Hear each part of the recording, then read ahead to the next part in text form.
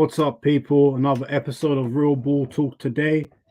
We got a real good show for you today. We got the team of the Premier League season so far. But without further ado, let me bring on my guest, Valentine. How you doing, bro? Good, man. How you doing? Oh, good, man. All good. Hey, what's the Spurs score, by the way, right now? But I think the last time I checked, it was 5-0. Vinicius got to the Mbappe. They're gonna release a DVD on it. Hey, we got Julio in the building. How you doing, Julio? Always good, my brother. Always good. How are you guys doing? You ready for today, yeah? Oh yeah. Hopefully we get a good few players on there to talk about. Yeah, but yeah, I'm ready for this one today, man. Just no Arsenal. Just no Arsenal players going to be in this team, bro. It's going to be hard. I don't think there will be any, bro. But I'm happy to go on with that. You know. Yeah, let's see. I'm finding. Last but not least, my man Mus. How you doing, bro? I'm good, bro. I'm glad to be back. Hey, yeah, it's good. It's good to have you back. It's been a couple of weeks. I'm loving the top as well. Who you got in the back, bro? You know already, man.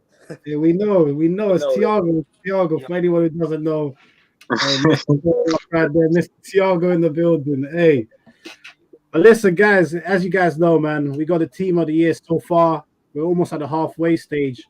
In usual circumstances, we would be at the halfway point, but with the whole coronavirus season starting late, we know where we are right now. So yeah, I thought it was a good point with the FA Cup weekend.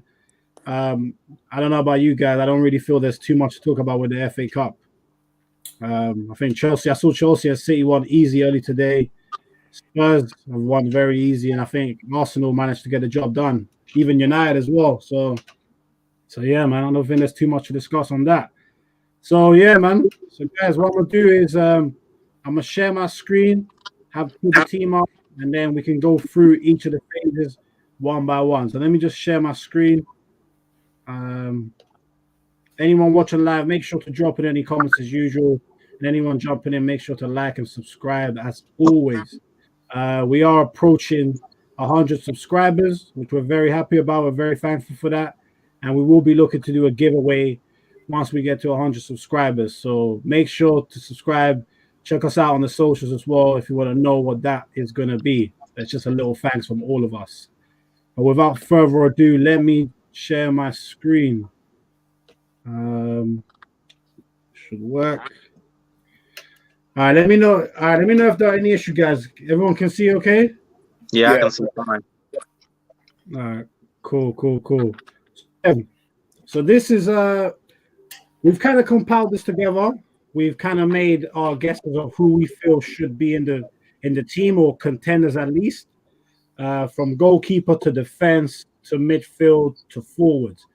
So if we start with the goalkeepers, the four contenders are Emi Martinez from Aston Villa. We got Nick Pope from Burnley. We got Alisson from Liverpool, and we got Hugo Lloris from Spurs. So Valentine, let me kick it off with you, my bro. Those are the contenders for goalkeeper. Who do you think has been a standout one so far in the Premier League? I mean, this one was I actually found this one easy, you know. For me, Martinez, you know, I think it's possibly the signing of the season. As we all know, Aston Villa were a mess at the back last year. They had Pepe Reina in goal, and they chipped like about 60 to 70 goals last year. That's like relegation things right there. Martinez is a modern goalkeeper, very comfortable with the ball and his feet. His distribution is just world class, and I went with Martinez just based on the transformation he's made in the team. So for me, Martinez at this stage of the season is goalkeeper of the year currently. Yeah, no, that's fair. I mean, I was watching a game the other day, and you're right. His distribution is crazy, you know. Like his passing from the back is on point. His diagonals are on point. But it's actually starting to look like Arsenal got bumped for 20 million.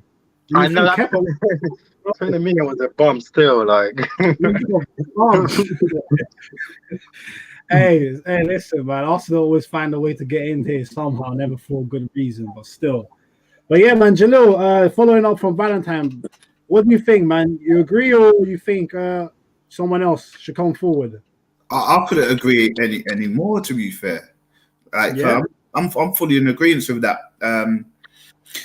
I think with Martinez, he proved that he's coming in, he's knocking on the door to get on, to be a first goalkeeper. But if you look back to what you were saying before, he wants to be he wants to be the first goalkeeper for Argentina. He wants to go to a team and play regular football and so on and so forth. And yeah, Aston Villa, they got a good deal there, man. I can't lie. But if you look at the teams and everything, like Valentine said, if you look at Aston Villa last season, they were shocking. I swear they only scrapped it to get back in the Prem about 1 point or something.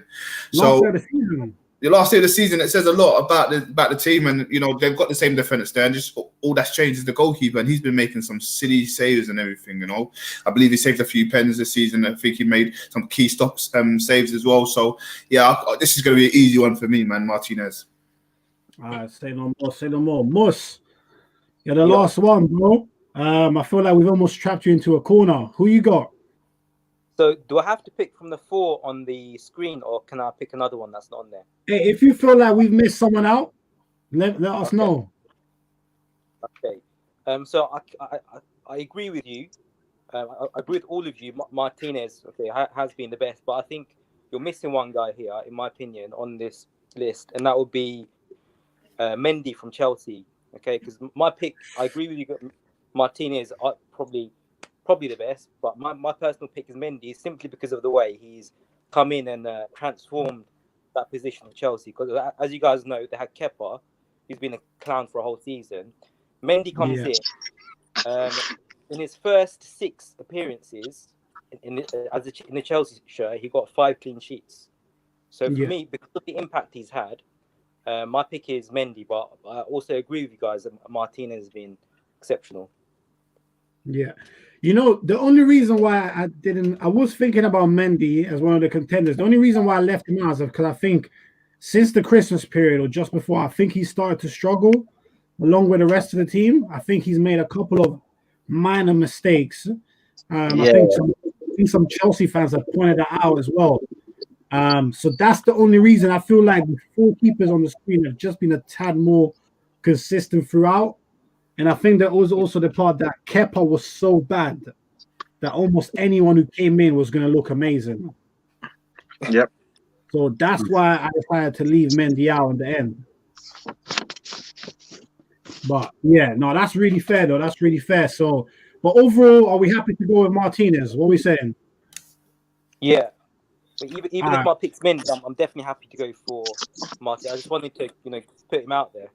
He wasn't 100%. And to be fair, that's what it's about. It's about honorable mentions as well. And I think Mendy is definitely one, but I think he just misses out because of his recent form. And I think Martinez has been very, very consistent for Aston Villa. So if we're happy to go with Martinez, then boom, I'll quick copy and paste, and let's keep this moving, get him drafted into our team. Let's see what our team's going to look like at the end. I think it should be interesting. So, guys, by the way, before we continue, what are we saying? What formation are we going with? Probably the standard 4-3-3. I don't know. Yeah, I agree. We happy with 4-3-3? Mus, what are you saying? 4-3-3? Yeah, I'm happy with 4-3-3. The one thing is, can we put 3 attacking midfielders in the midfield, or does it have to be like a team that you would play? You know what?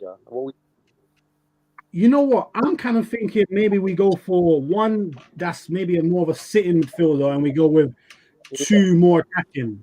What do we feel about that? That's kind of why I did in my head. Yeah. All right. Cool. Yeah. Obviously, midfield and forwards is always where it gets interesting. So let's see. But obviously, if we're going to start with the 4 at the back, let's start with right back. I've kind of got 3 contenders on the top row there. So this time I'm going to come to you first, Mus. Do you feel like anyone's been missed out? And if not, which one of those 3 right backs would you say has been the best one so far this season? You're I don't know about everyone else, but you're dropping out a lot. I don't know. For me, I'm struggling with the right back because I don't remember seeing any standout right backs. Like, who's the options on your list? I've got Lamptey, Reece James, and James Justin from Leicester. Yeah, Reece James. Who else? James Justin from Leicester and Tariq Lamptey. Right.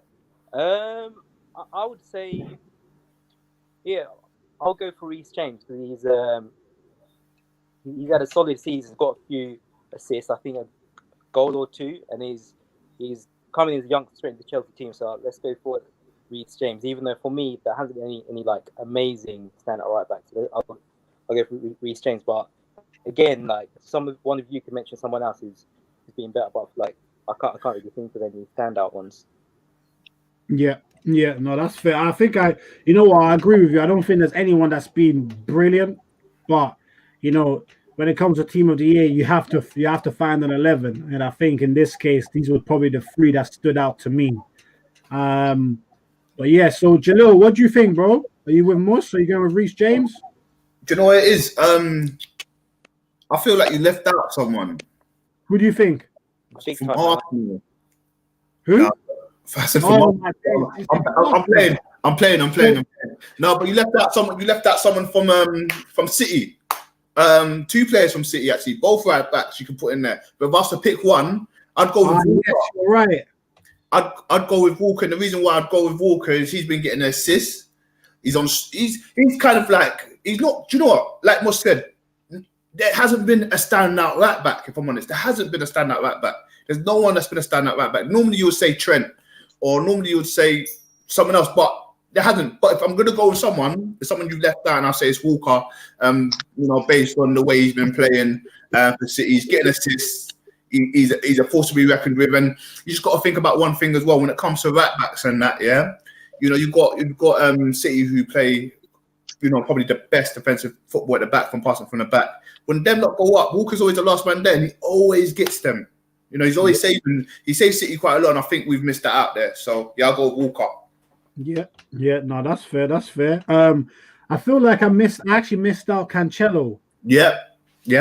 Cancelo has been balling out this season. I'm not gonna lie, and I do feel like I've missed him out. But I feel like Kyle Walker's a good shout too. The only reason I didn't have him there was because I feel like he's given away a few tens this season.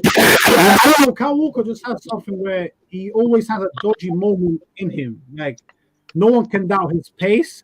Like his pace is frightening, but I do feel like he still has a few dodgy defensive moments. That's why I left him out. But it's definitely a great shout. You reminded me of him and Cancelo. And if anyone watching wants to argue for Cancelo or Walker, then hey, I can't deny that. But I guess, you know, we got to make do with the contenders that we have now. So from those three, who would you say then, Jalil? From the three we got on the screen right now? Yeah. If I had to go with someone, I would go with they haven't been doing their best, but I would have to agree with Moss and go with Reece James on this one. Reece James, okay. Valentine?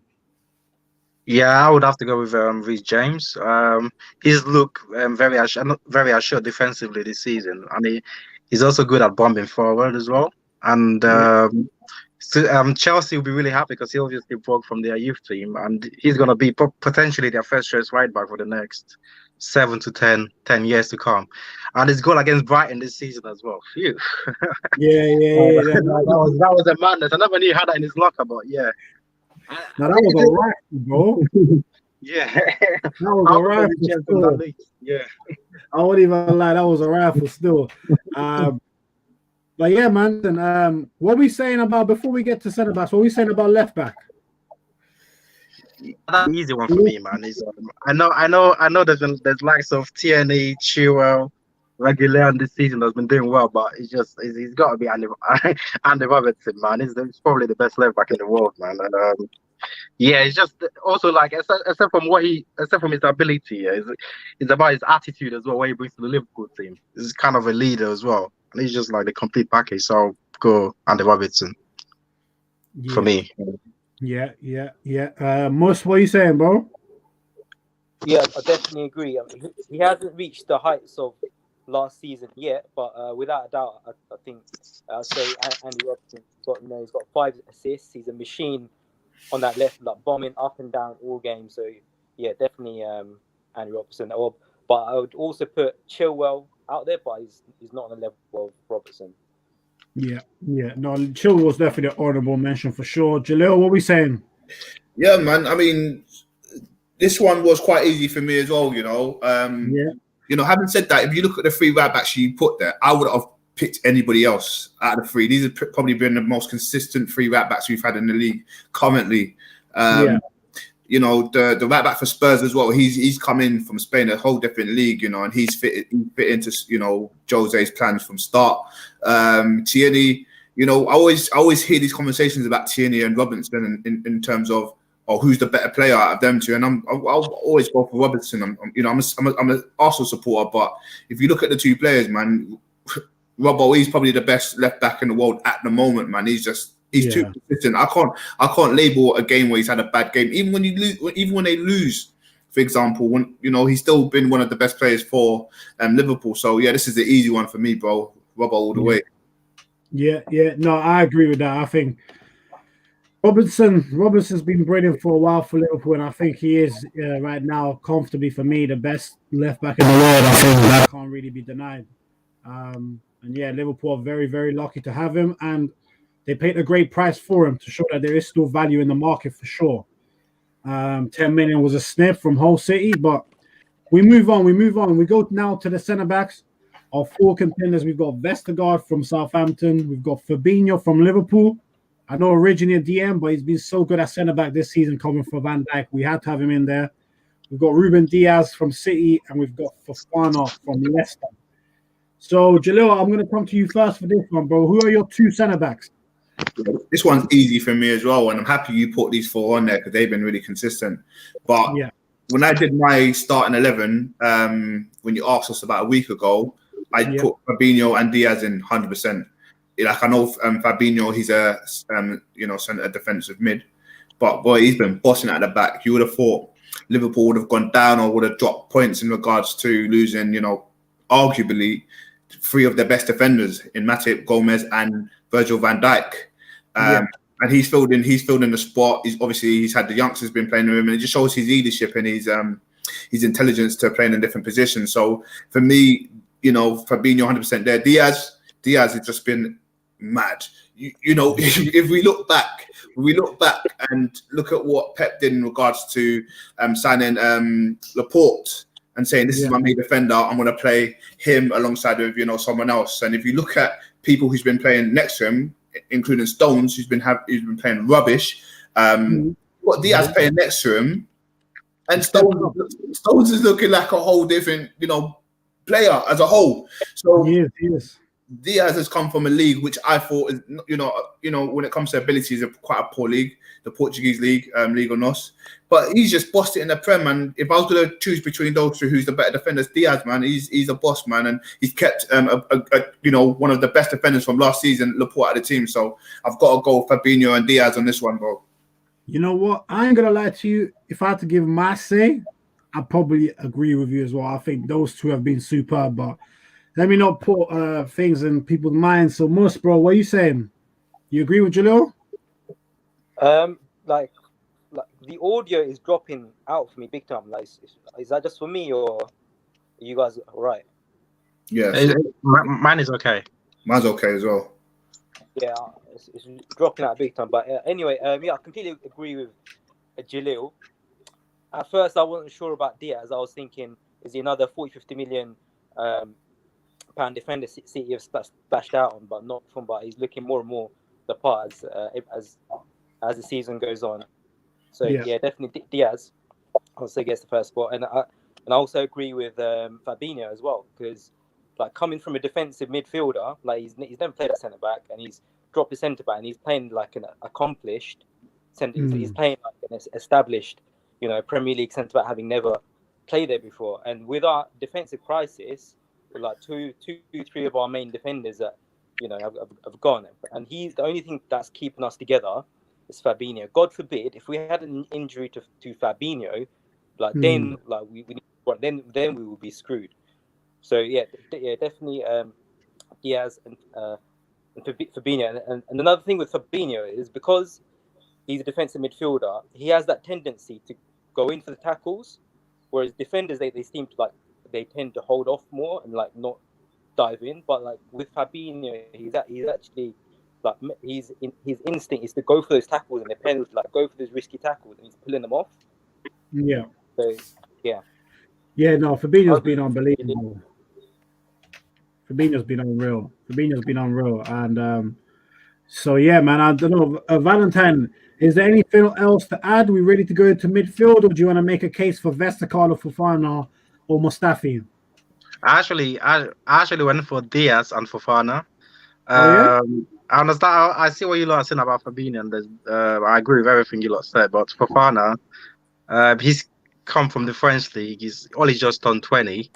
What I really like about him is like he's very comfortable on the ball. He's strong. He's a good tackler. He's already an integral part of the team, and he's already an integral part of the team. And I think if he continues, his trajectory is going to be like top five centre backs in the world. Like, and obviously with Evans next to him, that experience has helped him as well. And I think Fofana, Leicester, I don't know where they are in the table. They're like second, third, and I think Fofana's played like a big role in that as well. But I understand what you said about Fabinho. When I looked at it, I went for Diaz and Fofana. But yeah, I agree with Fabinho as well. He's been really good. Yeah. Okay, so we all have Diaz for sure. So I can put Diaz in there. I think it sounds like we all have him. And there's some debate about whether it's Fabinho or Fofana.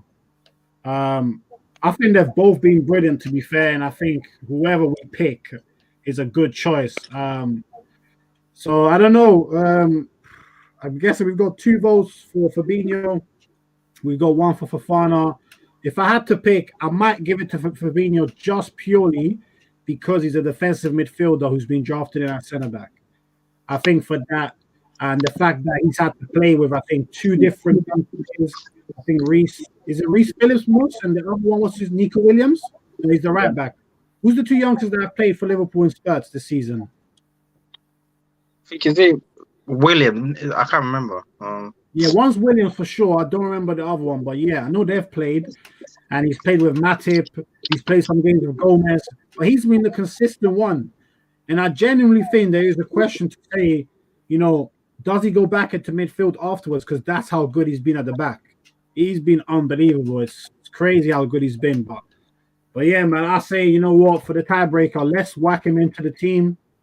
And that's our back 4. How do we feel about our back 4 and goalkeeper, guys? Solid. Looking good. It does look good. I kind of wish this was Arsenal's back 4. Mate. So now let me put this together just to make it easier when we move forward, so we don't have to keep going back and forth. Before we get on to what I think everyone will find more interesting, which is always the forwards, you know? The forwards and the attackers. So let's get on to the midfield. Let's whack this on there. And let's keep it moving. We're on to the midfield now. We've said it's a 4-3-3. We're going to have 1 sitting midfielder, and we're going to have 2 more attacking box-to-box / playmakers. So who wants to start, man? Who wants to give me their 3-man midfield? Yeah, I can go, bro. I can go with this one. It's debatable. Very debatable because two of the players that I have is not even on this picture here. So okay. I think an easy one to start off with will be Bruno. I'll just put Bruno in there because he's been. I mean, I know we call him Fernandez or Bruno United and that. That's all banter, but we're being real. This is another guy who's come from potentially, I won't say a poor league, but a lower league in regards to, you know, your Prems and your La Ligas and that. Bruno's just been outstanding, man. And if we had him, he would have turned our team around. He's single-handedly saved Ollie's job. Do you know what I mean? And he's single-handedly, you know, he's just a great player. And I'm seeing a lot of comparisons to KDB, to Kevin De Bruyne. And you know, when I look at it, I can understand. I'm not going to be like shy away from it. Like, what? You can't compare him to you can compare him to KDB, man. You can compare him to De Bruyne. So Bruno will be the first person I put in there. A holding mid. I went for his Gundogan for City. He's an unsung hero. I think even if you look at the City team and you look at Sterling played well today, Aguero played well today. Everyone always forgets about, even if you mention defenders, Stones actually played good today. Do you know what I mean? Walker. If you mention the midfield, Gundogan's always left out of people's mouths. For what reason I don't know. He just doesn't look like everyday football player, but he's actually been outstanding. He gets goals and he changes games, man, and he hardly misplaces the ball. He wins tackles for a short man as well, small man as well. He's a player that I would love to see at Arsenal, obviously. But he's very good to watch as well, and I think a lot of people forget about him. And the last player I went for is obviously another player that's not on here, but he's partner in the midfield on there is Grealish. Jack Grealish I put on there. I've actually put him in the forwards, bro. So usually plays left wing. He usually plays left wing. He does. What are we saying? What are we saying, guys? What are we saying about Grealish? Are we saying he's a midfielder or is a forward? I actually got him down as a midfielder as well. Oh yeah. Yeah. Okay. Looks like that. Hey, most of you got in midfield as well. I might have to throw Jack Grealish up from the forwards into the midfield if we've all got him midfield. Because I was very tactical with this because if you look at some of his games, and I was going through this list and I was looking at some of his games, he did play in midfield a bit, but the majority has been on the left wing. So it's a bit of a sneaky one from my side, if that makes sense. So no, it's a fair one though. It's a fair one. Fair one. Right. If you want me to leave him out, I've got someone else in mind, but it's up to you. You know what? Before we carry on, obviously anyone who's just tuning in, make sure to like, subscribe as always if you're new, and also please feel free to leave in your comments if you disagree with our team so far or have your own suggestions on who you think we should put into our 11. But I guess before coming to you, Valentine and Musa, who in this midfield three is undisputed? Who are we having and there should be no debate about? For me, Fernandes. But I guess Valentine and Musa, who in this midfield three is undisputed? Who are we having? Is that Musa's one feeding back? Can you guys still hear me? Yeah, I can hear you. Okay, cool. Yeah, no, because I don't feel I can hear Musa. Is that Musa's one feeding back? Yeah, I think we might have lost Musa. I think we've lost Musa. Yeah. Okay, cool. Yeah, we've lost Musa. Let me just jump out and let me take Musa out.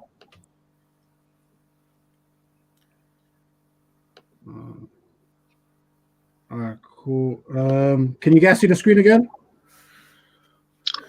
I can't see the PowerPoint, but yeah, I can see. I can see you guys. I can't see the PowerPoint. Okay, let me come back out and go back into it. Yeah, Mus, you back? Yeah. Oh, I think he's lost sound. Anyway, we'll keep it moving. Let me know if you guys can see the PowerPoint. Yeah, I can hear you. I think there was some issues with the sound, but it's all good. You guys can hear me? Slight delay though. Okay, I can barely hear you guys, but as long as you can hear me, that's fine. Yeah, I can actually hear you very well, Mus. What about you guys? Can you hear me as well? Yeah, I can hear you now. Yeah. Okay, cool. So we all good there to move forward, yeah? Yeah, so we were just saying about who's the undisputed midfielder, and I think we all agreed that we have to put in Fernandes based off what he's done this season. Yep. Yeah, so you guys happy for me to put him in? Yeah, I'm happy. Yeah, cool. So let me whack Fernandes in. Cool. So now we need a holder and we need another box to box. Now, Mus, I don't know if you heard it, but Jalil was mentioning having Grealish as one of the attacking ones as well, which I feel is a fair shout. Yeah, I definitely agree with that. Yeah? I definitely agree with Grealish. 100%. Okay.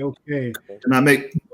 So you want to have Jack Grealish as one of the midfielders rather than on the left wing? Yeah. Yeah?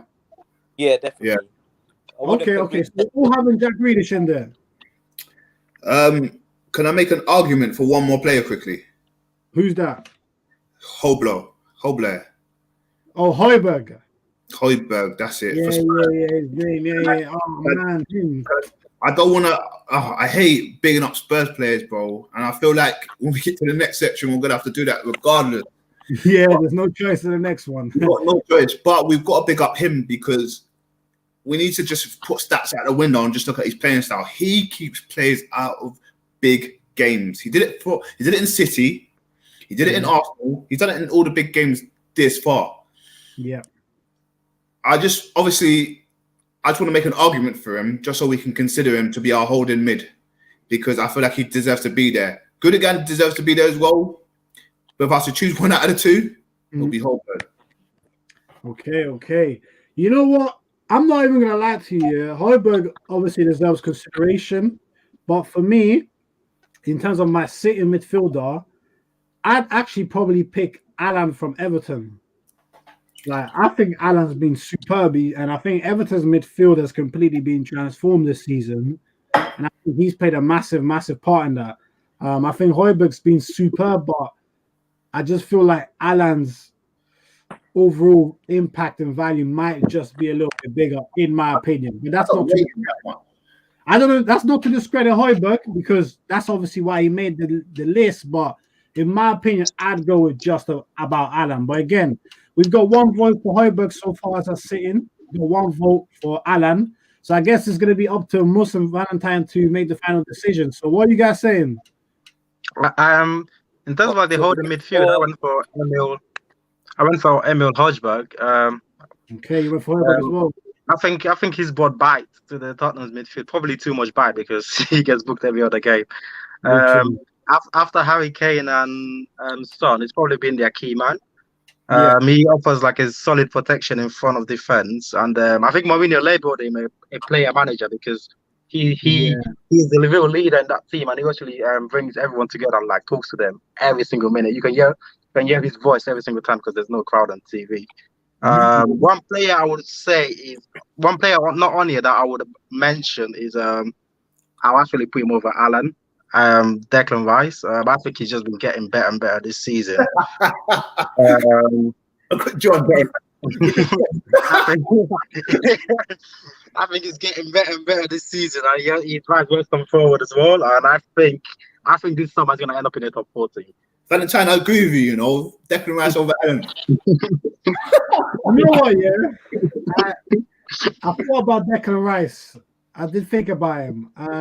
I'm not sure how much of a true DM he is because of how much he carries the ball forward. But I'm not gonna lie, he has been very good as well. And maybe I should have put him as one of the contenders instead of I don't know. I mean, they all deserve it. Maybe I could have just added him as an extra one. But so what are you saying, Valentine? Are you saying Rice should have been a contender or should actually have been in the 11? No, I think he's a contender, but not in the 11 now. Okay, so you're good with Højbjerg.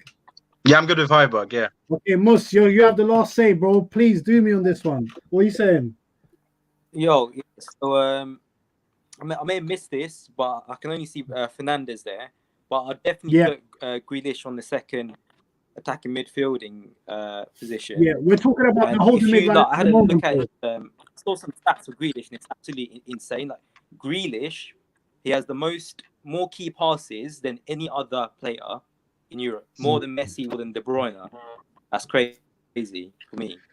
So Grealish definitely in there, and I think it's scary. Well, if he wasn't a team like Man City or Liverpool, I think it's scary what he could do. So that's the first pick.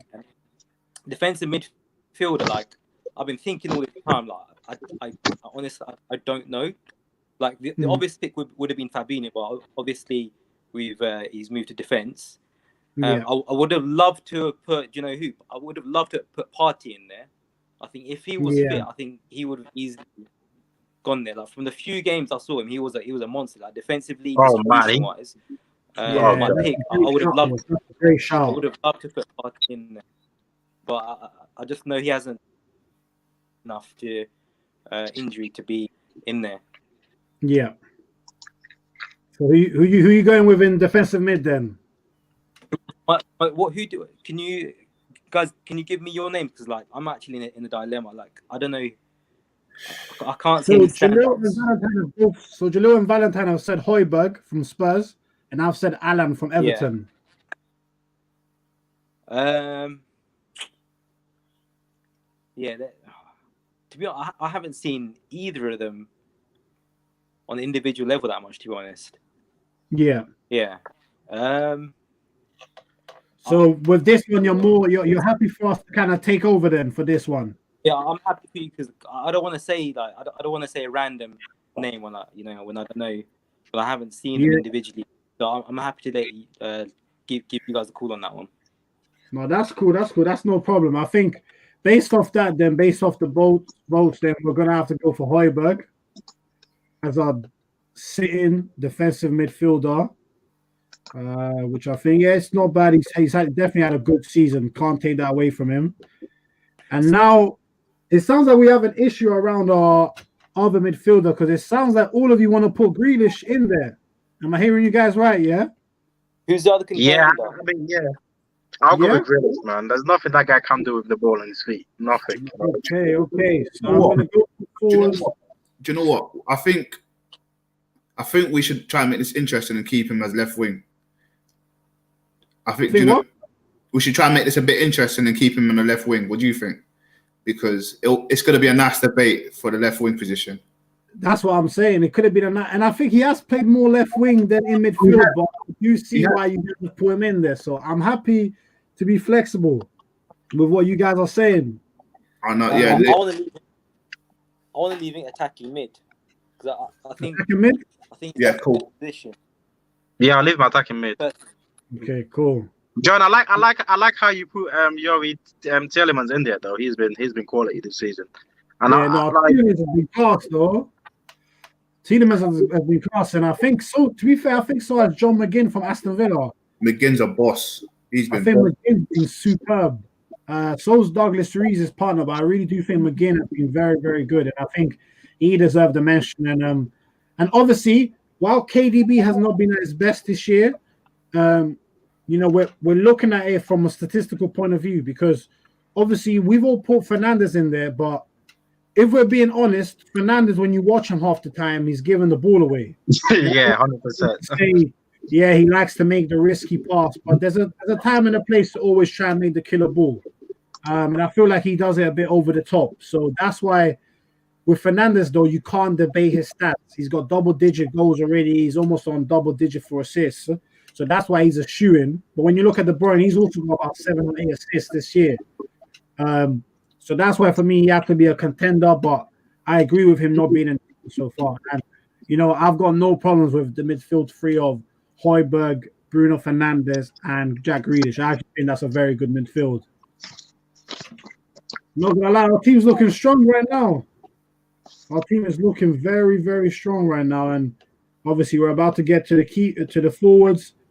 Again, I'm not sure how much debate there is going to be in this one because I feel like it's, we said we don't want to have to big up the Spurs players, but I feel like we're going to have to on this one.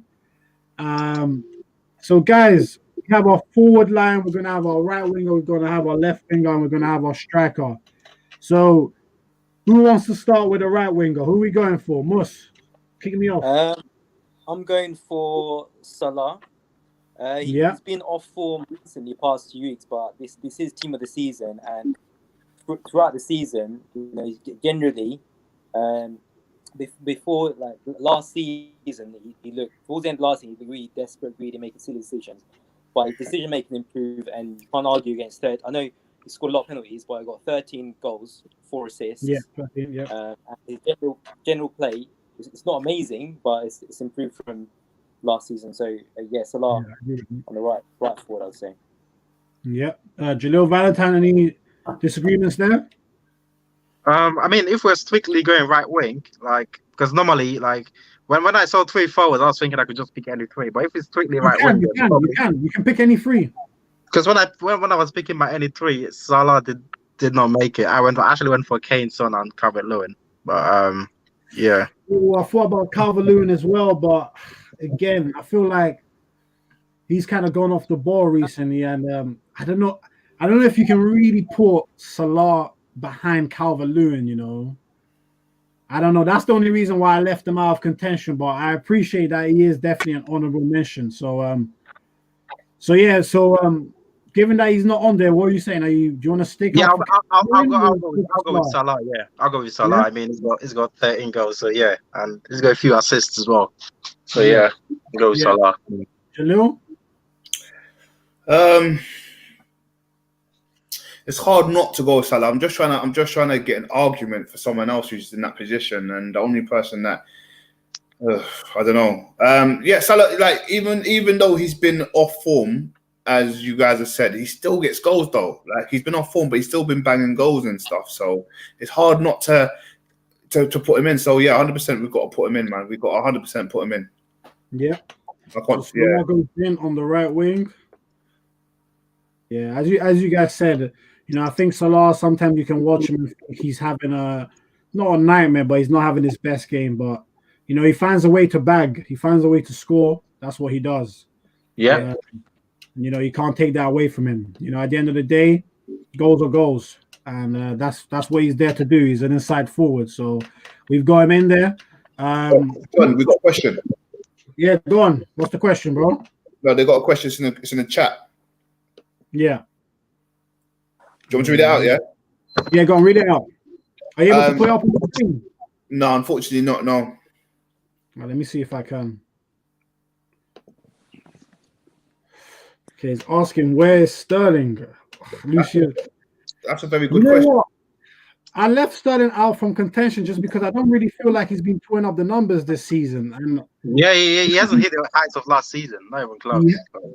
He hasn't. And I think with Sterling, the issue is that I've noticed last couple of games he's played really well from the right-hand side.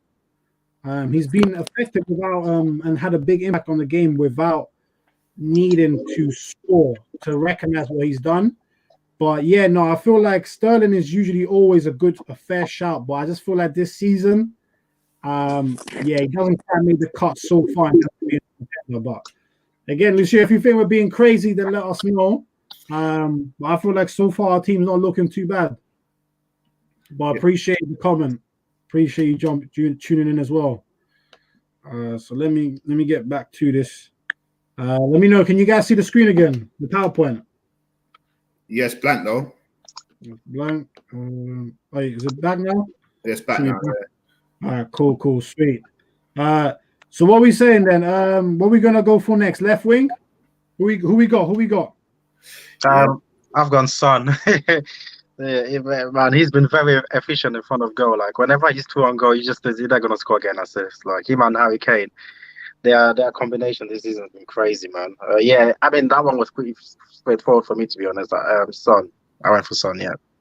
Yeah, I'm not gonna lie to you guys, man. When I was making my list of contenders, there's always a few people that are certainties to be in the team. For me, Son was one of them. Like he's just been too efficient this season. He's been too clinical, and I mean, Jalil Mus. Well, any arguments against Son?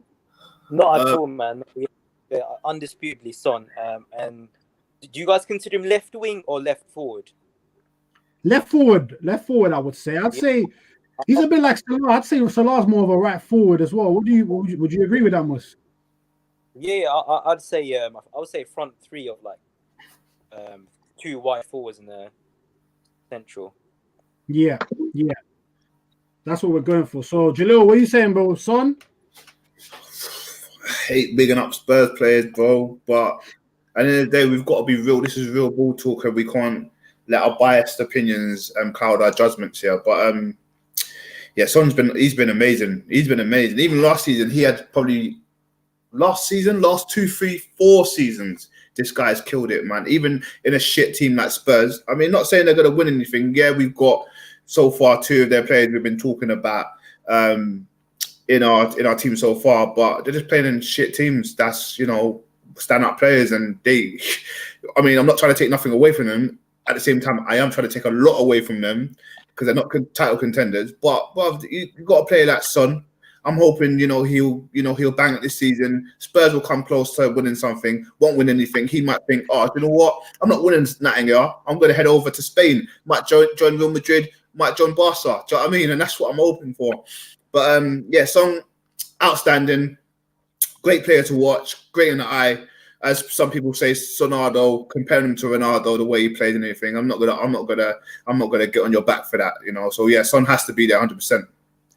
Yeah. I can't disagree with that, man. I think Son has been superb. He's one of the contenders for Player of the Year for me. He's just been absolutely unbelievable. Right foot, left foot finishing, great stamina, very quick.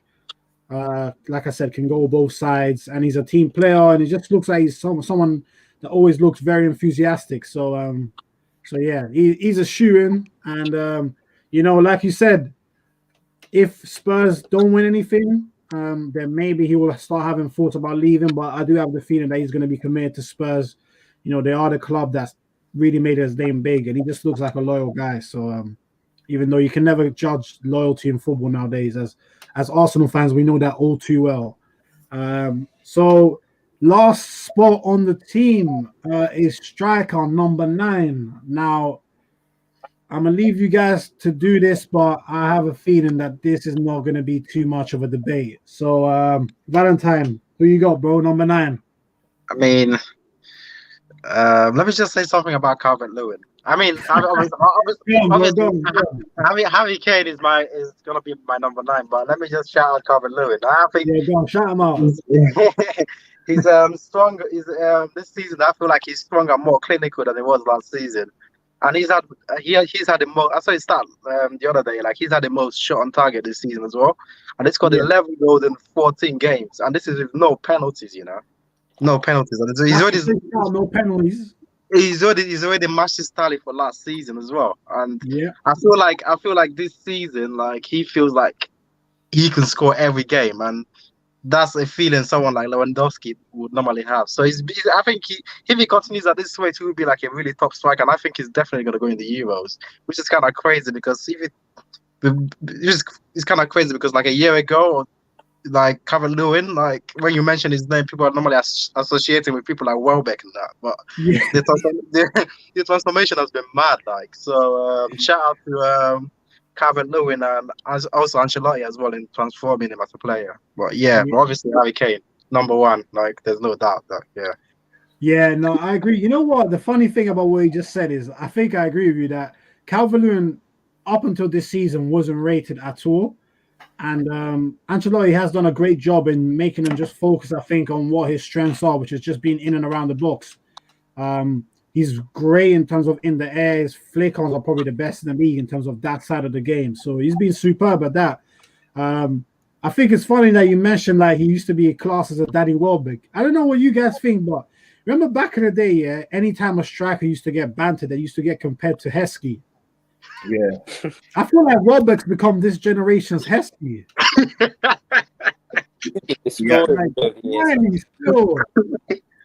Welbeck, but I don't know. Welbeck, I don't think it's that bad. I just think he's, But hey, let me give a shout out to Welbeck. Keep doing your thing, bro. You're doing bits at Brighton still.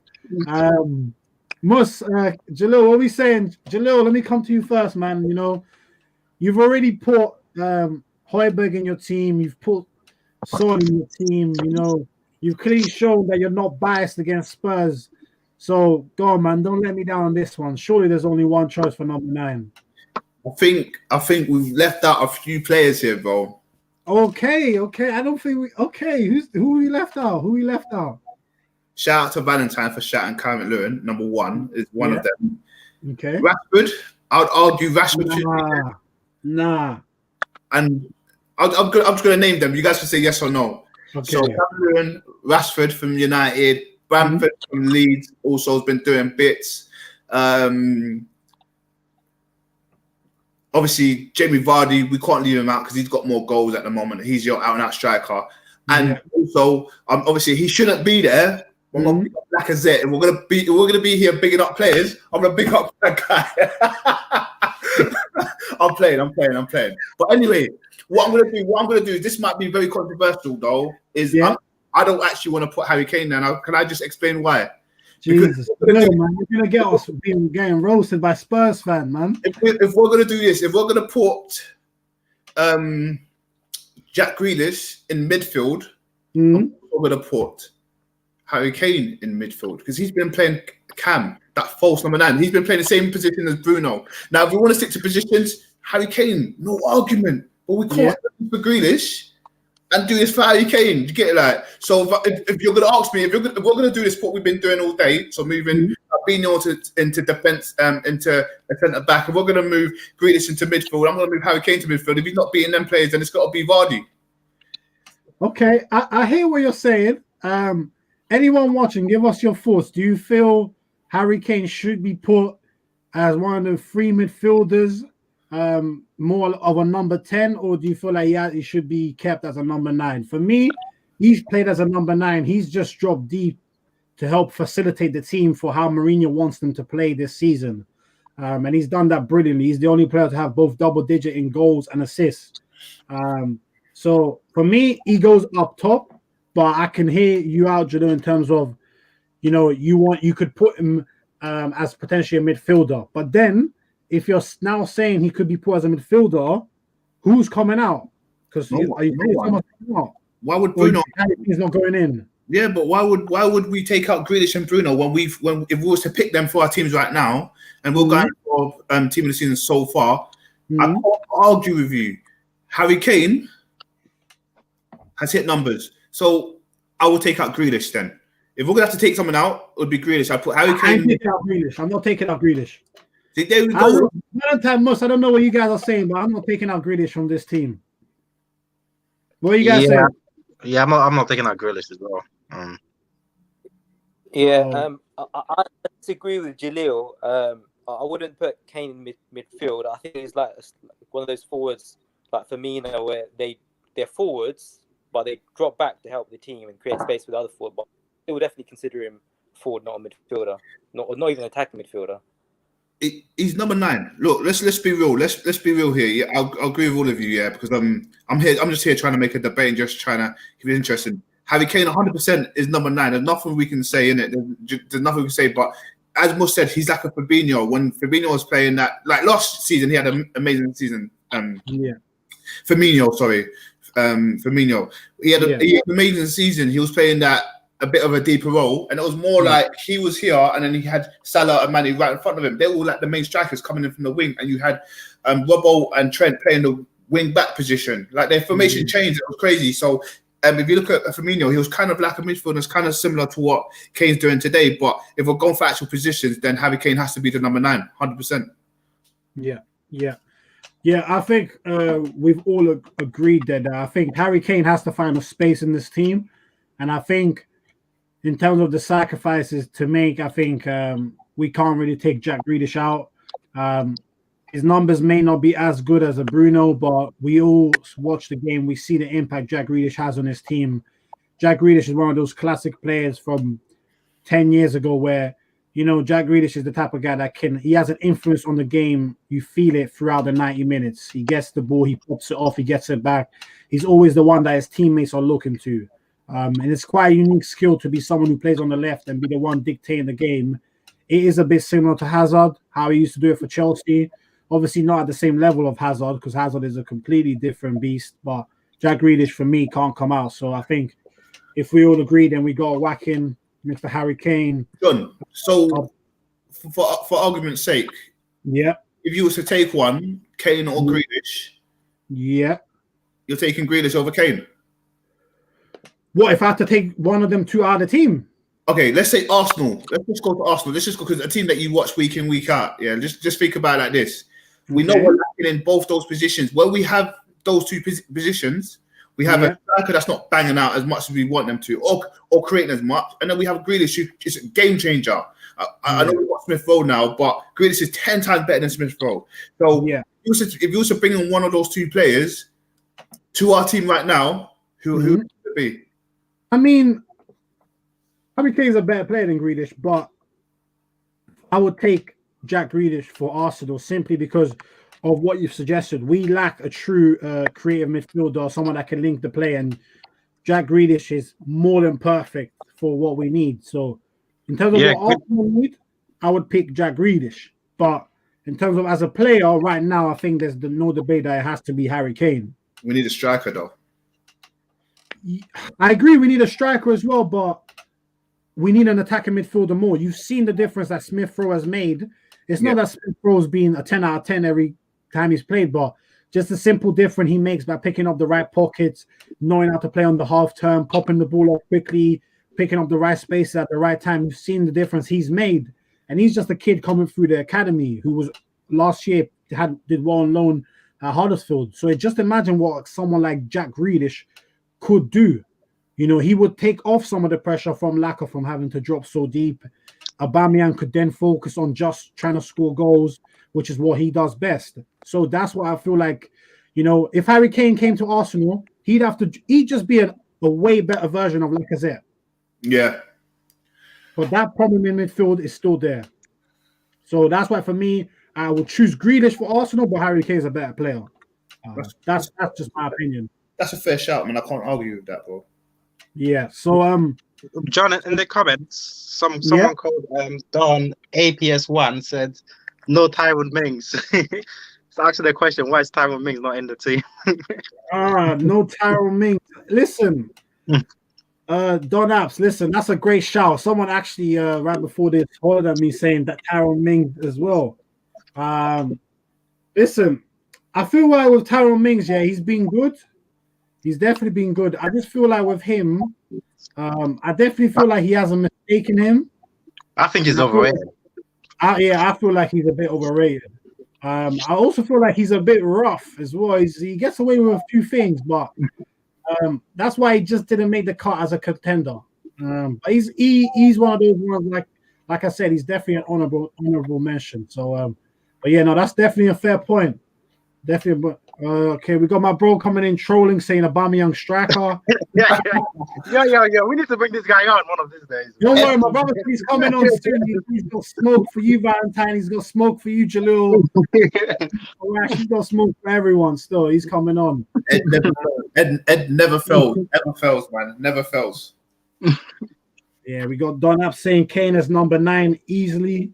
Yeah, I think that's what we got in our team, bro. And our brother Austin Salah. Yeah, no, I think Salah has to be in there.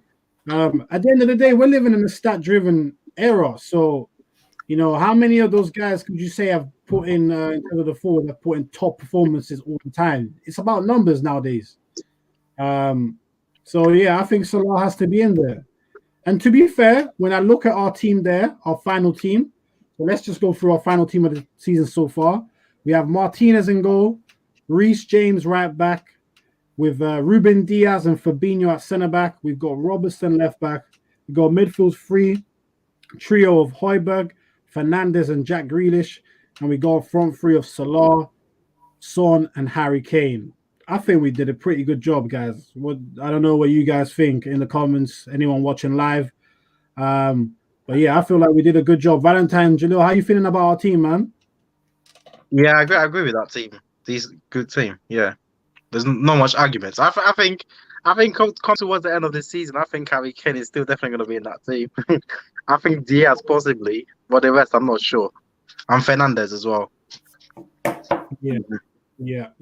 Julio, what do you think, bro? Yeah, I mean, the only thing that's wrong about this team is there's no Arsenal players, but that's understandable with the way we've been playing. But it's just as an Arsenal fan, and even as a sports fan, you want to see at least one player in your team. And if you look there, you've got Liverpool with 3 players, you've got Spurs with 3 players, and you just want one. Yeah. But it's totally understandable, bro. I can't argue with this team. This has been the best team, so far. I do, just looking back at it, if you look at the league table and everything, I do feel like some United players got done dirty here. But we'll get onto that in a sec, because I don't personally feel like they have. But let me just read a couple of the comments. We got Mus, who was just on saying he's having to head out. Bro, great having you on as usual, man. Always very, very rational. I don't know about you guys, but I don't know many rational Liverpool fans, so I'm just blessed to know Mus, Yeah, no, 100%. You know what I mean? We got my bro saying, man, oh man, looking at that team depresses me. I really didn't enjoy the golden era enough. I mean, listen, football nowadays is what it is. I feel like that's a strong team. Obviously, it's not. Sometimes the question could be asked: are we too much of? I don't know what the word is, but do we look back and nostalgia with too much nostalgia at football? Yes, I was gonna say that as well. It's nostalgia. Do we sometimes undervalue the players of today? And I think that's a question that maybe we have to ask ourselves sometimes. We have to remember that when you watch something when you're very young, as a kid or a teenager, it has a different influence on you as you get older. And I think that's something that we have to remember. So I feel like this team is a good team. It may not be as good as what it was, in our opinion, but they'll be, to the youngsters growing up now, they'll be saying, "Hey, these are the guys. The guys you used to watch were overrated." So, Yeah. I mean, if you look at it, yeah, that's a very good point because as growing up, because we play football, we still play football today, and we do compare ourselves to. We play our playing styles have always been similar to the people we watched in the past. yeah. Now, if you look at the players now, I'm not going to be like, I'm going to play like Grealish today. Do you know what I mean? It's not something you do. You say you're going to play like Ronaldinho, for example. But I'm still looking at this list, and it still looks a bit odd to me. I just feel like there's a lot of City and United players left out. But I mean, I guess that's for the comments to bring up. But only one City player. Hold on, Julio. Hold on. Are you saying Rashford should be in? No, not just Rashford. But if you look at them, I'm just looking at the team, and if you look at the top three, they're not even in it. Like City, I think City and United are there, and only one United player, and only City player. But you've got someone who's in 7th and 8th in terms of Spurs. Got 3 players in there, and I think we've got to be real here. That did we bring up enough argument for the rest of them? I don't know. I hear you, but I feel like it's because there hasn't really been a dominant team so far. It's like last year you could have made a case for 5 or 6 Liverpool players. The year before, it was literally just a mix of Man City and Liverpool players who were dominating so much. I feel like this year has been a bit. I don't know. I feel like United, they're joint top. Okay. I can see my bros coming in. He's saying United are joint top and only one player on the team. Okay, all right. Anyone watching? Julio Valentine, tell me who else from R11 who would you take out and what United player are you bringing in? I'm curious to know who's coming in. One Bazaka I think is better than James. Nah, not this season now. Nah, not Wan-Bissaka, bro. Come on, Julio. No, Wan-Bissaka. No. Sorry, my bad. I need to put that in content. Not this season, but as a player, I feel like if you're looking at a player who you want to be there defensively in the last 10 minutes of the game, I'm choosing one over James. But if I'm looking for someone over the whole 90 minutes to do a job, I'm looking at James. But Wan-Bissaka there for the last 10 minutes of the game. Wan-Bissaka will make sure we keep a clean sheet, but James wouldn't. Again, but you kind of answered your own argument there. We're doing it for this season, and you've agreed to say I know. Has been doing Wan-Bissaka this season. Yeah, you're right. I'm trying to just think. So I want to know what United player that we've missed out should be in this team. I mean, other than Fernandes in our United team this season, I'm looking at Rashford, but I wouldn't take anyone out from this team for Rashford. You're not taking out Salah or Son for Rashford. I'm taking out Kane though. What are you smoking, man? Come on. Yo, bro. Hey, listen, you're trying to get Tottenham fans on his neck. You know what it is? Team of the season so far, we've got to be real. Kane's the guy, but I'm just trying to. It just doesn't make sense to me in regards to where they are. It's just another season for Spurs where they've got 2 shining players again, or 3 shining players right now, who's going to be amazing, and they're not going to win shit. But if let's say, for example, argument's sake, United win the league. Let's say United win the league.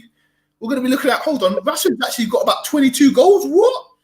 We need to think, bro. We need to think. Listen. Bro, listen. We actually got some people backing you up here, Jalil. We got Don App saying I would have Aaron Wan-Bissaka over Reece James. Best shot. What you been watching this season, bro? No. I disagree with that. Nah, no way. This is crack. Rashford over Salah. Nah, man, this is my bro as well. I know he's trolling right now. He don't mean that. There's no way he means that. Nah, but listen, if you go through the defense, you can't make an argument for Harry Maguire or Lindelof, right? Half of the United fans want both of them out.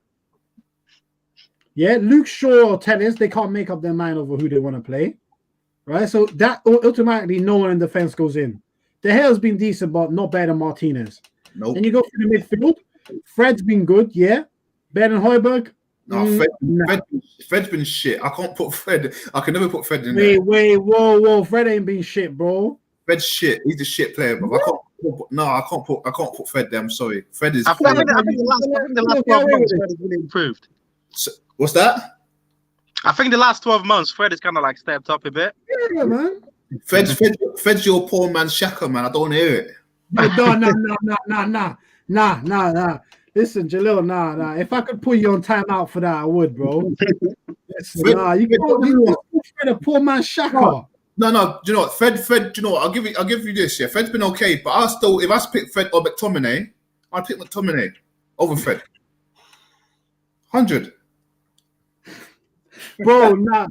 Hey, listen, it's about opinions, innit? That's what it's about, innit? But Fred, nah, man. Oh, McTominay over Fred. McTominay, look. Oh, Fred just makes too much mistakes. He can't. He's not a passer. He doesn't. I don't know. I don't know what you guys say about Fred. He's not shit. He's not dead, but he's not. He can't be mentioned in this squad. If you're looking, I know you're talking about. That's what I'm saying. Yeah. You see what I mean? But yeah. I'm just saying, put a little. You want the United. Listen, like I told you, bro. I've had United fans message me privately to say, "Yo, that big Don Jalil, tell him to stop getting into United, bro." And now, you know gonna pull my shackle. They're gonna. I'm gonna say this for United fans out there. Yeah? I want every United fan to hear this. Fuck United, innit?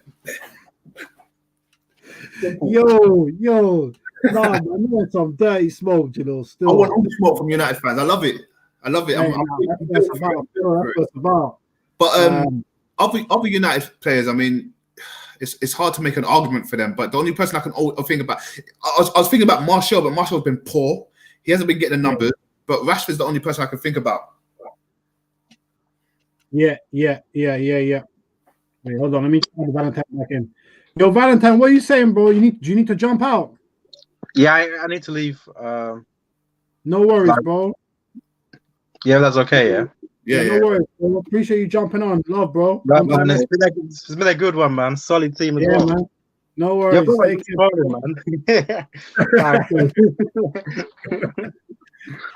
All right, Jalil, man. Hey, listen. We got probably about 10 minutes left, depending on what people in the comments are saying. I think we could just have some fun debates now still. I mean, what are the comments saying? Tielemans, we had him as one of the options. We had Tielemans as one of the contenders for midfield, but we just decided to go with Højbjerg, Fernandes, and we put Grealish into the midfield. But yeah, no, that's definitely a great shout in terms of having him in there for sure. So yeah, you know what? Yeah, actually, I saw one of the comments say like, how would this team fare against some of the players from like 10, 15 years ago, like the 07-08 season? So I kind of just wanted to throw this out there. I think I'll put it to you already, but this is to anyone who's watching now online. As I said, obviously, as I have to do, make sure to like, subscribe if you're new. Much appreciate you guys for tuning in on a Sunday night. But yeah, we had a question about ranking 5 midfielders in order. And the 5 midfielders were Scholes, Vieira, Gerrard, Lampard, and Roy Keane. Now, I went with Gerrard number 1, Scholes 2, Vieira 3, Lampard 4, Roy Keane 5. What did you go for, Jalil? I think I went for Scholes, Gerrard, Vieira, Lampard, and then Keane. But just wanted to say something on that. It's quite hard to put in Keane in there if we're not talking about defensive midfielders, because if you look at the other players get numbers like Lampard, Gerrard. I know Scholes didn't get numbers, and he wasn't the best tackler, but he's just a magician on the ball. He was amazing. You had players like Iniesta and Xavi fighting over his t-shirt and that. Do you know what I mean? After the game. Scholes is unbelievable. I put Scholes first, just because of technical ability. And he as I was growing up, before any Arsenal player, I was looking at Scholes first, bro. Then I started looking at Vieira and then everyone else as it goes on. But yeah, I put Scholes, Gerrard, Vieira. Or did I put Scholes? Yeah, Gerrard, Vieira, Lampard, and Keane. Yeah. You know what? For me, Gerrard and Scholes was like a toss-up in terms of number 1. I just put Gerrard number 1 because I saw Gerrard do some crazy things for that Liverpool team, man. And I don't know if it's because he always seemed to turn up clutch when it mattered, but he was just a beast, man. He had the pings, he had the drive to midfield, he had the shots on lock. He was just an absolute all-around baller.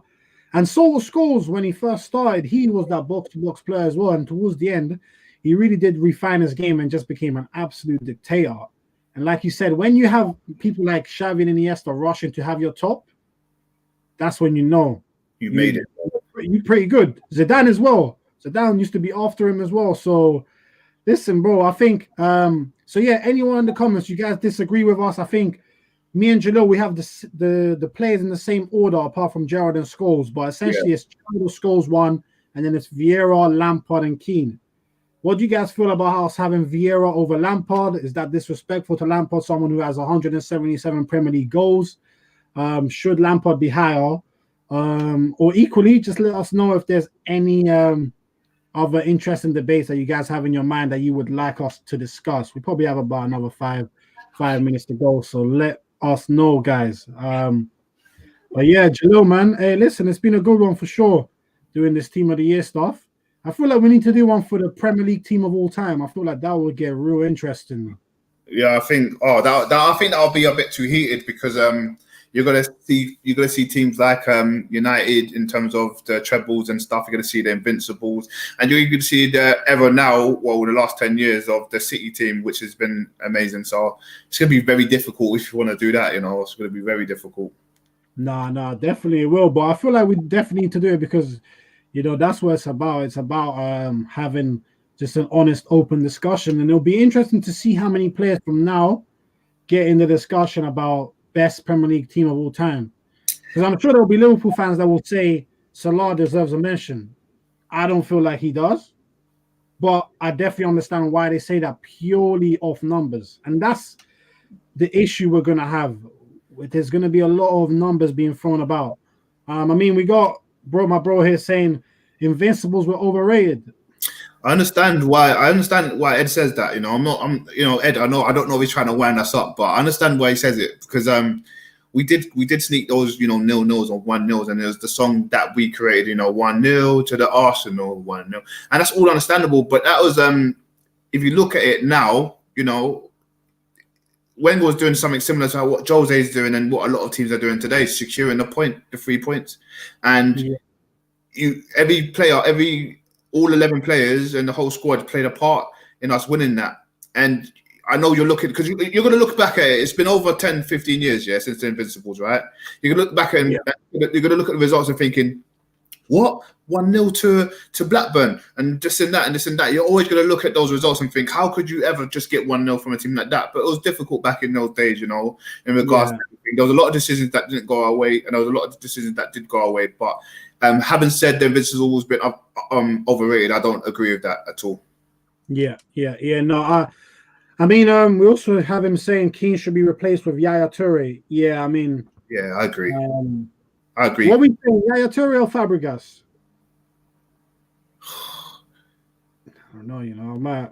This might be a nostalgia one. I won't lie. I have to go with Fabregas. I feel Fabregas was something else. Like coming up, wanting to play midfield, I literally tried to model my game around that guy. He was something else, man. His through balls, his how he controlled the game. I just feel for him that he didn't get to play with the team at Arsenal to really warrant what he was doing on the pitch, what he was producing on a match-to-match basis. Yaya Toure, undisputed Premier League legend. But I don't know. It might be a nostalgia one, but I'm going for Fabregas over Yaya Toure in terms of who I would rather have in my team. But I can't debate Yaya was a beast as well, man. Yaya was a beast, man. Yaya just done his thing, at these teams and stuff. He scores worldies, he scores tap-ins, he beats a man, you can't touch him. He's like your ideal player. And I actually thought Pogba could get to that level in regards to how they play and stuff, because they play in the same position. But I still pick Yaya over Pogba. No disrespect to United fans. But Fabregas 100% for me. Fabregas over Yaya. Fabregas is just like, the way he came into the team. Then he went to Barca and he's done his thing, and he's still now. I know you don't really hear his name ringing, but he's still doing his thing in the French league, man. He is. He's still doing his thing in the French league. So for me, Fabregas as well. And that's not been a biased Arsenal fan.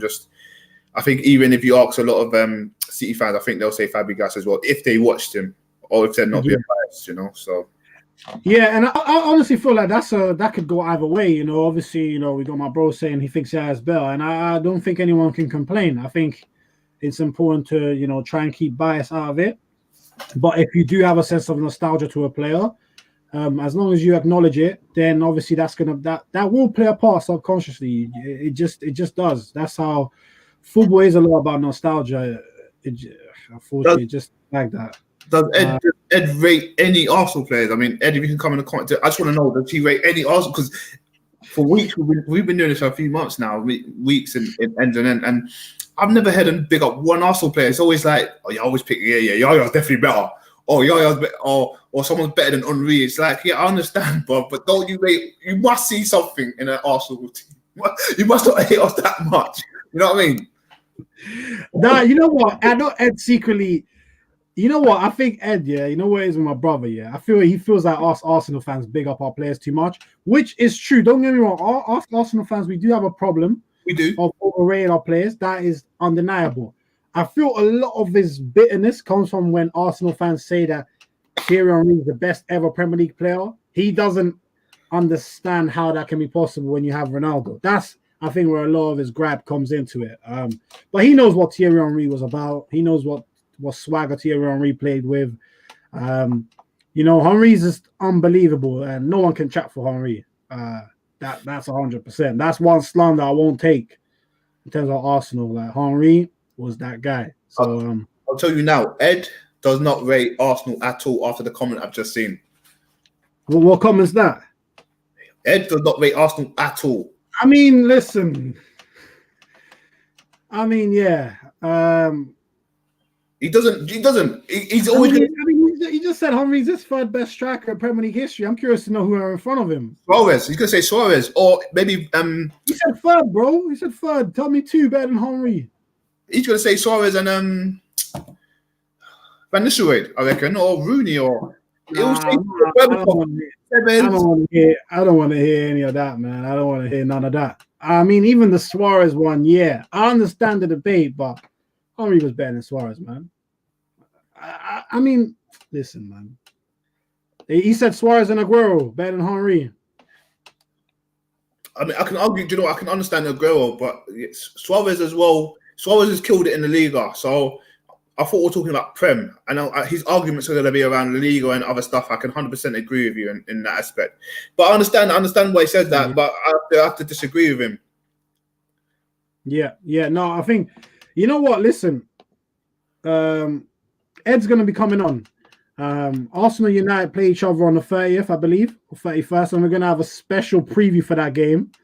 There's going to be United fans on here, Arsenal fans on here. I'm going to just be the host. I'm going to just be in the background. I'm going to just let you watch you guys and girls argue between yourselves. But it's definitely going to get heated for sure. Arsenal United, we know there's no love lost there through the whole Pizzagate stuff, everything else, Roy Keane, Vieira. It's going to be good for sure. But yeah, you know what? I feel like for today, we did our job. We did our team of the year. And I think it looks pretty damn solid, to be honest. There's some people we could have missed out in terms of mentions, but I think as an 11, I think it's hard to argue with that lineup that we have. And I think if there's no one else with any last thing, Jalil, anything else you want to say, bro? No, man, nothing much to say. Transfer windows, is on the way now, and we're seeing a lot of Arsenal players leaving, which is good to see. And as promised, we're getting a few players leaving, which is good to see as well. I'm really interested to see who we bring in, if we bring in anyone. But I'm just a bit afraid that with the players like Smith Rowe stepping up and players like that stepping up, I'm a bit scared for them to say, "Oh, we don't need to sign anyone now." We've got Smith Rowe, but at the end of the day, he's come in and he's done a job. If Smith is injured, we do need backup, and I don't trust Willian to do that. If I'm honest, I really want to see players like Willian play for the team again. But players like who I doubted as well. Just before we go into that, is Murray as well. I didn't really want him playing, but he's actually proved me wrong, and it will be good to see for the Palace game coming up in a few days to see if he gets a start over Gabriel, or does Gabriel come straight back into the team. No, defo. I agree. Just before going on that, like I said, anyone tuning in now, like I said, if you can like and subscribe if you're new. I know I have to keep saying this, but as YouTube law, apparently it's really good if you get the likes up, helps with the analytics. So just takes a second. So if you got time, just make sure to hit that like on your way out. It'll be much, much appreciated. No, I completely agree with you, Jalil, in terms of Pablo Mari's been very good, actually. Been very good. He's impressed me. He's been solid. A lot of people say he reminds me of Mertesacker. Some similarities, and I can see that he's got a very cultured left foot. He's really stepped in and looked like a leader. So it's been really good what he's done. But it'll be interesting to see now whether Arteta brings Gabriel back in, because I've got a feeling that Pablo Mari is one of Arteta's favorites. Yeah, he is. May come in. We just got a comment here from Scarfuggery in the building. Anyone who doesn't know Scarfuggery, he has a very, very good YouTube channel. It's doing big things right now. I bless Turkish's channel, man, on PowerPoint thing. Yes, boy. Hey, much appreciated, bro. Much appreciated. Listen, we see you doing your thing as well, man. Hey, listen, I was watching one of the ones the other day, the one that you had with Robbie, like going into space. That was mad. So, guys, make sure to check out Scarfuggery. He's doing bits right now, and obviously, much love from Turkish as well. We had on the other week, so big yourself up, bro. Big yourself up. So yeah, man. Listen, it's been good point there on the transfer window. Me and Jalil will be coming now on every Wednesday with a transfer window update for all the top 6 teams in terms of what they're currently looking to do in terms of players both in and out. We know that Ozil looks like he's on his way out of Arsenal, so we'll be touching on that for sure. Sad ending for him in terms of how it's done, but I'm just glad that he is finally on the way out, because it's been very sour with all the stuff surrounding China, and then the wage cuts, and then Gunnosaurus, and it's just been mad. It's just been mad. Also, Balogun looks like he's on his way out, signing a pre-contract agreement. We don't know where to yet, but it looks like he's out. So yeah, Arsenal are definitely looking busy right now in terms of outgoings, but just generally other teams. In terms of next week, Premier League is back on, so we'll be doing our usual Sunday night live show. Also hoping to have a couple of guests over the next few weeks, so keep an eye out for that. And just wanted to finish up by saying, listen, we've been going for about over a month now, so just want to say thank you to everyone who's been tuning in, who's subscribed, who's liked our video, who's taken the time out of their day to tune in with us. It's been much appreciated. Much love to all of you for your support. We're going to just make sure to keep it regular, and hopefully, as the channel grows, we can start to make the content more regular for you guys and girls. But really appreciate. And as I said at the beginning of this video, we are shortly approaching 100 subscribers. We will be looking to do a giveaway once we reach that mark. So make sure to be subscribed to us. Make sure to follow us on the social if you just want to be kept and have an idea of what that is going to be and want to be in with a chance to win it. But guys, girls, that's the end for today's show. That's our team there. You can see it there, our final team. I'm going to read it out to you one last time. We got Martinez in goal, Reece James right back, Diaz, Fabinho at centre back. We got Robertson at left back. We got midfield 3 of Højbjerg, Fernandes, and Grealish, and then our front 3 of Salah, Harry Kane, and Son. That's our team. I think it's on point. Jalil, I know you didn't want Harry Kane in there, but we threw him in there, bro. I can't have you being chased by both United and Spurs fan. You know what I mean? I got too much love for you. No, I'm all right, man. I can handle it. But yeah, no, I mean, with the Harry Kane thing, just to wrap it up, it was just, it's a numbers game. His numbers don't lie, and how he's been performing don't lie. But just the same argument we brought up for Grealish and other players, I just wanted to bring up for Harry Kane as well. But it's just tough seeing 3 Spurs players there. But this is real ball talk, and we've got to be real with it. No, 100%, man. And that's a great way to end it off. Adios, lads. Great show. Much appreciated, my bro. It's all love over here. Love it. Girls, take care. Enjoy the rest of your Sunday evenings, and hope you all have a blessed week.